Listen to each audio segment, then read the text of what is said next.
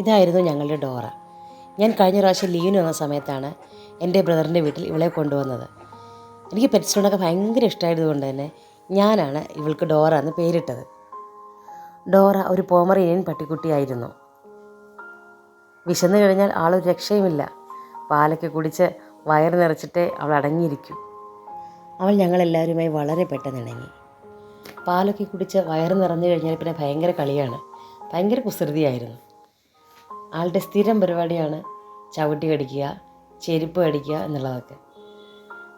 Dora വന്ന് 2 ദിവസത്തിനായി ഞങ്ങൾക്കുള്ള സ്വഭാവം മനസ്സിലായതുകൊണ്ട് പിന്നെ ചെരുപ്പൊക്കെ ഞങ്ങൾ മാറ്റി വയ്ക്കാൻ തുടങ്ങി. അങ്ങനെ വളരെ ചുരുങ്ങിയ സമയത്തിനുള്ളിൽ തന്നെ ഡോറ ഞങ്ങളുടെ എല്ലാവരുടെയും ഹൃദയത്തിൽ ഇടം നേടി. ഞാൻ കുറച്ച് ദിവസം ബ്രദറിൻ്റെ വീട്ടിലുണ്ടായിരുന്നത് കൊണ്ട് തന്നെ എനിക്ക് കൂടുതൽ സമയം ഡോറയുമായിട്ട് സ്പെൻഡ് ചെയ്യാൻ പറ്റി. അതുകൊണ്ട് തന്നെ എനിക്ക് വല്ലാത്തൊരു ഇഷ്ടം അവളോടുണ്ടായിരുന്നു. ആളെ കൂട്ടിലടച്ചാൽ പിന്നെ ഭയങ്കര സങ്കടമാണ്. ഭയങ്കര വിഷാദഭാവത്തിൽ നമ്മളിങ്ങനെ നോക്കിക്കൊണ്ടേയിരിക്കും. അത് കാണുമ്പോൾ നമുക്കും സങ്കടം തോന്നും. ഈ ദൈന്യതയൊക്കെ കാണിച്ച് കൂട്ടിൽ നിന്ന് വെളിയിറങ്ങി കഴിഞ്ഞാൽ പിന്നെ അവൾ ഓട്ടവും ചാട്ടവും ബഹളവുമാണ്. പക്ഷേ പിന്നീട് ഡോറ പഴയതുപോലെ ആഹാരം കഴിക്കാതെയായി. കഴിച്ചാൽ തന്നെ ദഹിക്കാതെയായി.